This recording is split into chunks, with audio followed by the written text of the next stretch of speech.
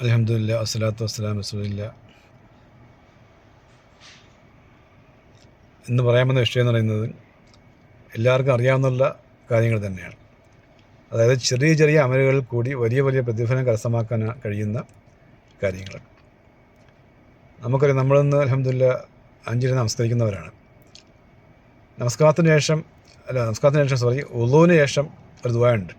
അല്ലാഹുമ്മ ഇജ്അൽനി മിനത്ത് തവ്വാബീന വജ്അൽനി മിനൽ മുത്തത്വഹിരീന വജ്അൽനി മിൻ ഇബാദിക സ്വാലിഹീൻ സുബ്ഹാനക അല്ലാഹുമ്മ ബിഹംദിക അശ്ഹദു അൻ ലാ ഇലാഹ ഇല്ലാ അൻത അസ്തഗ്ഫിറുക വഅത്തൂബു ഇലൈക് എന്ന ദുആ. ഈ ദുആ പറഞ്ഞാൽ സ്വർഗ്ഗത്തിൻ്റെ 8 കവാടങ്ങളിൽ കൂടിയും വിളിക്കപ്പെടുന്നതാണ്. ഇതുവഴി കയറിപ്പോകും, ഇത് കയറിപ്പോകുന്നു പറഞ്ഞുകൊണ്ട് എത്ര വലിയ സൗഭാഗ്യമാണ്. പലർക്കും അറിയാമെങ്കിലും അറിയാമെന്നുള്ളതിൽ പലരും അത് ചെയ്യാറില്ല. അത് നിസ്സാരമായിട്ട് കാണുന്നു, ഉപേക്ഷിക്കുന്നു.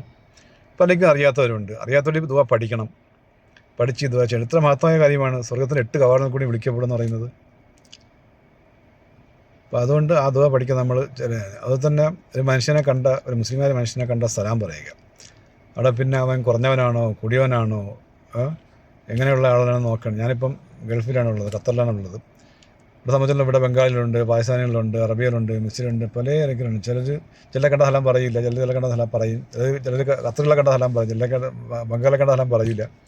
ആ ഒരവസ്ഥ വരരുത്. ആരെ കണ്ടാലും മുസ്ലിമാണെന്ന് തോന്നി അവനെ കണ്ട സലാം പറയുക.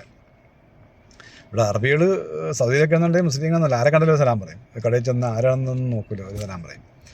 ചിലർ മടിക്കും, പക്ഷെ അങ്ങനെ മടിക്കും. ആരെ കണ്ടാലും സലാം പറയുക. തരം തിരിച്ച് സലാം പറയാൻ പാടില്ലെന്ന്, അത് ഖിയാമത്തിന്റെ അടയാളം എന്ന് പറയപ്പെടുന്നുണ്ട്. അതുകൊണ്ട് അത് വളരെ ശ്രദ്ധിക്കണം. സലാം പറയുക, സലാം പറഞ്ഞ് മുസാവ ചെയ്യുക. മുസാവത്ത് ചെയ്യുന്നതോടുകൂടി അവൻ്റെ പറയപ്പെടുന്ന ചെറിയ പാവങ്ങളെല്ലാം പൊറുക്കപ്പെടുന്നതാണ്. രണ്ട് മുസ്ലിങ്ങൾ തമ്മിൽ കണ്ട് സലാം പറഞ്ഞ് മുസാവ ചെയ്യുമ്പോഴത്തേക്ക് അവരുടെ ചെറിയ പാവങ്ങളെല്ലാം കൈ വിടുന്നതിന് മുമ്പിന് അവരുടെ പാവങ്ങളെല്ലാം പൊറുക്കപ്പെടുന്ന പറയപ്പെടുന്നത്. അപ്പോൾ നമ്മൾ എത്ര വലിയ പ്രതിഫലമാണ്. അതിനുശേഷം നമ്മൾ നമസ്കാരത്തിൽ നമസ്കരിച്ചു. പലരും നമസ്കരിക്കുന്നുണ്ട് അൽഹംദുലില്ലാ. പക്ഷേ നമസ്കാരത്തിന് ശേഷം വലിയ വലിയ അമലുകൾ കരസ്ഥമാക്കാൻ കഴിയും. ചെറിയ അമലുകൾ കൂടി വലിയ പ്രതിഫലങ്ങൾ കരസ്ഥമാക്കാൻ കഴിയും. നമസ്കാരത്തിന് ശേഷം ആയത്തുൽ കുർസി ഓതുക. അസ്തഗ്ഫിറുല്ലാഹി 3 പ്രാവശ്യം പറഞ്ഞ് അതിന് ശേഷം ദുആ ഉണ്ട്, അത് പറയും. നമസ്കാരത്തിലുള്ള വീഴ്ചകളെല്ലാം പൊറുക്കപ്പെടുന്നതിന് വേണ്ടി. അത് കഴിഞ്ഞിട്ട് നമ്മൾ ആയത്തുൽ കുർസി ഓതുന്നു. നമസ്കാരത്തിന് ശേഷം ആയത്തുൽ കുർസി ഓതിയാൽ അവന് സ്വർഗ്ഗത്തിൽ പ്രവേശിക്കാൻ തടസ്സമൊന്നുമില്ല, മരണം മാത്രമേ ഉള്ളൂ. ബാക്കി ഒരു തടസ്സവും ഇല്ല. അവന് മരിച്ചല്ലേ സ്വർഗ്ഗത്തിൽ പോകാൻ പറ്റുള്ളൂ.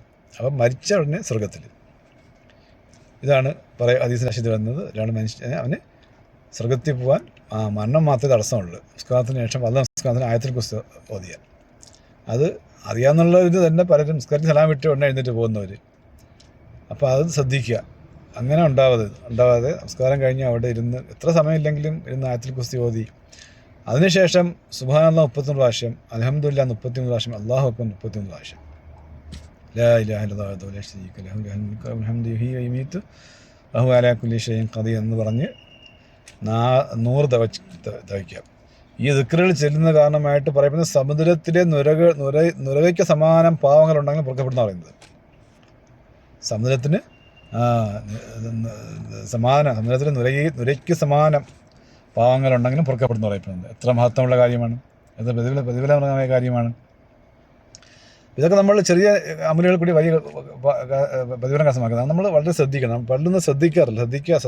അശ്രദ്ധ കൊണ്ട് ഒരുപാട് പ്രതിഫലങ്ങൾ നഷ്ടപ്പെടുന്നൊരവസ്ഥ. പിന്നെ ചെയ്യുന്ന കാര്യങ്ങൾ നമ്മൾ ഈ വീഡിയോ ഇങ്ങനെയുള്ള നന്മയുള്ള കാര്യങ്ങൾ നമ്മൾ മറ്റുള്ളവർക്ക് എത്തിക്കാൻ വേണ്ടി പരിശ്രമിക്കുക. നമുക്ക് വലിയ മുതൽ മുടക്കുന്നുള്ള കാര്യമല്ല മറ്റുള്ളവർക്ക് എത്തിച്ചെടുക്കുന്ന കാര്യമായിട്ട് ഇത് അനുസരിച്ച് ആരെങ്കിലും അമൽ ചെയ്യുന്ന അതിൻ്റെ മിശ്രിത സ്വഭാവം നമുക്ക് കിട്ടുന്നതിന് കാരണമായി തീരും. ഏതൊരു അമലായാലും അത് തന്നെ. ഈ പറയുന്ന കാര്യങ്ങളായാലും കാര്യങ്ങൾ മറ്റുള്ളവർ നമ്മൾ പറഞ്ഞു കൊടുക്കുക, പഠിപ്പിച്ചു കൊടുക്കുക. നമ്മൾ സ്വയം ചെയ്യാൻ തയ്യാറാവുക. 2 കാര്യങ്ങളത് പ്രധാനപ്പെട്ട. ഒന്ന്, നമ്മൾ സ്വയം അമൽ ചെയ്യാൻ തയ്യാറാവുക, മറ്റുള്ളവർക്ക് എത്തിച്ചു കൊടുക്കാൻ വേണ്ടി പരിശ്രമിക്കുക. ഇതാണ് നമ്മൾ ഒരു മനുഷ്യന് ഒരു ഇൽമു പഠിച്ചാൽ ആ ഇൽമു നാഫിയ ഇൽമാവുന്നത് 2 കാര്യങ്ങളുണ്ടാണ്. ഒന്ന് എന്താണ്, നമ്മൾ സ്വയം അമൽ ചെയ്യുകയും മറ്റുള്ളവർക്ക് എത്തിച്ചു കൊടുക്കാൻ വേണ്ടി പരിശ്രമിക്കുക. ഈ 2 കാര്യങ്ങളാണ് കൊണ്ടാണ് അത് നാഫിയ ഇൽമായി മാറുന്നത്. അപ്പോൾ നമ്മൾ ചെറിയ അമല എന്താണ്, ഒരായത്തെ നമ്മൾക്ക് അറിയാമല്ലോ, അല്ലെങ്കിൽ ഓരോ അന്യായം എന്നാണ് പറയുന്നത്. ഒരു ആയത്തെ നമുക്ക് അറിയാമെന്നുള്ളെങ്കിലും ആ ഒരു ആയത്തെ നമ്മൾ മറ്റുള്ളവർക്ക് എത്തിച്ചു കൊടുക്കണമെന്നാണ് റസൂലുള്ളാഹി സ്വല്ലല്ലാഹു അലൈഹി വസല്ലം നമ്മളെ പഠിപ്പിച്ചത്. നമ്മൾ ഇങ്ങനെയുള്ള ചെറിയ കാര്യങ്ങൾ മറ്റുള്ളവർക്ക് പഠിപ്പിച്ചു കൊടുക്കുക, നമ്മൾ സ്വയം അമലിലേക്ക് കൊണ്ടുവരാൻ വേണ്ടി പരിശ്രമിക്കുകയും ചെയ്യുക. അത് കാരണമായിട്ട് നമുക്ക് നാളെ ആഖിറത്തിൽ വലിയ വലിയ പ്രതിഫലങ്ങൾ കരസ്ഥമാക്കാൻ കഴിയും. നിങ്ങൾ സ്വർഗ്ഗത്തിൽ പോകുന്നതിന് വേണ്ടി കാരണമായി തീരും ഇങ്ങനെയുള്ള ചെറിയ ചെറിയ അമലുകൾ. നമ്മൾ നിസ്സാരമായിട്ട് കണക്കാക്കുന്ന ചെറിയ ചെറിയ അമലുകൾ സുന്നത്തല്ലേ, ചെയ്താൽ കൂലി കിട്ടും, ചെയ്തില്ലെങ്കിൽ കൂലി കിട്ടും. സുന്നത്തിന് വലിയ ശക്തിയാണ്, സുന്നത്തിന് വലിയ ശക്തിയാണ്. ഫർളുകളിലെ കോട്ടങ്ങൾ വീഴുന്നത് സുന്നത്താണ്. ഫർള് നമസ്കാരത്തിന് കോട്ടങ്ങൾ വിടുന്നത് സുന്നത്ത് നമസ്കാരം കൊണ്ടാണ്. ഫർള് നോമ്പിൻ്റെ കോട്ടങ്ങൾ വിടുന്നത് സുന്നത്തായ നോമ്പുകൾ കൊണ്ടാണ്. സുന്നത്തായ ഫർളായ സക്കാത്തിൻ്റെ കോട്ടങ്ങൾ വിടുന്നത് സുന്നത്തായ ഹദിയകൾ സദക്കകൾ കൊണ്ടാണ്. അപ്പോൾ ഇതൊക്കെ നമ്മൾ ശ്രദ്ധിച്ച് നമ്മൾ സുന്നത്തല്ലേ നമ്മൾ വിട്ടുള്ള സുന്നത്തിന് വലിയ ശക്തിയാണ്. സുന്നത്തിന് സുന്നത്തുന്ന നിസ്സാര കാര്യങ്ങളല്ല. നമ്മൾ നിസ്സാരമായിട്ട് സുന്നത്തല്ലേ എടുത്ത കൂലി എന്നുള്ള അങ്ങനെ ഒരു പാഠം പഠിച്ചു വെച്ചിരിക്കുകയാണ്. അത് നമ്മൾ വിട്ടിട്ട് നമ്മൾ സുന്നത്തിൻ്റെ റസൂലിൻ്റെ സുന്നത്തിനെ ഞാൻ മുറിയപ്പോഴും ജീവിക്കുമെന്ന് നമ്മൾ നിയത്ത് ചെയ്ത് നമ്മളൊരു സുന്നത്തുകൾ നമ്മൾ കണ്ടെത്തിയതിലേക്ക് നമ്മൾ വരാൻ വേണ്ടി പശ്ചിമ അല്ലാഹു സുബ്ഹാനഹു വ തആല അല്ലെങ്കിൽ തൗഫീഖ് ചെയ്യുമാറാകട്ടെ. ഇത് നാഫി അമലെ സ്വീകരിക്കുകയും അമൽ ചെയ്യാൻ തൗഫീഖ് ചെയ്യുമാറാകട്ടെ.